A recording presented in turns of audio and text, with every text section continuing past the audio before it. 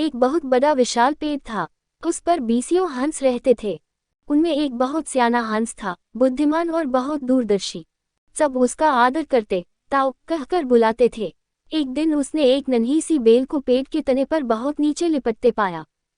ताऊ ने दूसरे हंसों को बुलाकर कहा, देखो, इस बेल को नष्ट कर दो। एक दिन ये बेल हम सबको मौत के मुंह में ले जाएगी। एक युवा हंस हंसते हुए बोला, ताऊ, ये छोटी सी बेल हमें कैसे मौत के मुंह में ले जाएगी? सियाने हंस ने समझाया, आज ही तुम्हें छोटी सी लग रही है।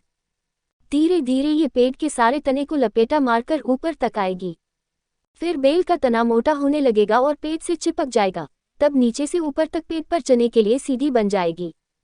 कोई भी शिकारी सीधी के सहारे चका हम तक पहुंच जाएगा और हम मारे जाएंगे। दूसरे हंस को यकीन न आया, एक छोटी सी बेल कैसे सीधी बनेगी? तीसरा हंस बोला, ताऊ, तू तो एक छोटी सी बेल को खींचकर ज्यादा ही लंबा कर रहा है।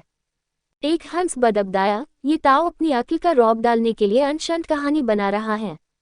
इस प्रकार किसी दूसरे हंस ने ताऊ की बात को गंभीरता से नहीं लिया। इतनी दूर तक देख पाने की उनमें अक्ल कहाँ थी। समय बीतता रहा। बेल लिपटते लिपटते ऊपर शाखों तक पहुंच गई। बेल का तना मोटा होना शुरू हुआ और सचमुच ही पेड़ के तने पर सीधी बन गई, जिस पर आसानी से चढ़ा जा सकता था। सबको ताऊ की बात की सच्चाई सामने नजर आने लगी। पर अब कुछ नहीं किया जा सकता था, क्योंकि बेल इतनी मजबूत हो गई थी कि उसे नष्ट करना हंसों के बस की बात नहीं थी। एक दिन जब सब हंस दाना चुगने बाहर गए हुए थे, तब एक बहेलिया उधर आ निकला।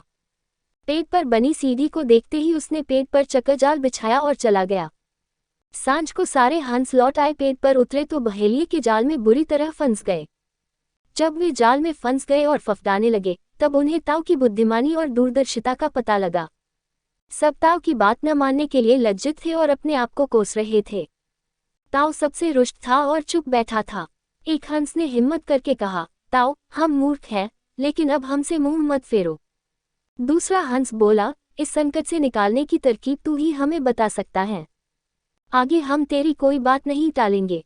सभी हंसों ने हामी भरी। तब ताऊ ने उन्हें बताया, मेरी बात ध्यान से सुनो। सुबह जब बहेलिया आएगा, तब मुर्दा होने का नाटक करना। बहेलिया तुम्हें मुर्दा समझकर जाल से निकाल कर जमीन पर रखता जाएगा। वहां भी मरे समान पड़े रहना। जैसे ही वह अंतिम हंस को नीचे रखेगा, मैं सीटी बजाऊंगा। मेरी सीटी सुनते ही सब उठ जाना। सुबह बहेलिया आया। हंसों ने वैसा ही किया जैसा ताऊ ने समझाया था। सचमुच बहेलिया हंसों को मुर्दा समझकर जमीन पर पटकता गया। सीटी की आवाज के साथ ही सारे हंस उठ गए। बहेलिया अवाक होकर देखता रह गया। सीखा, बुद्धिमानों की सलाह गंभीरता से लेनी चाहिए।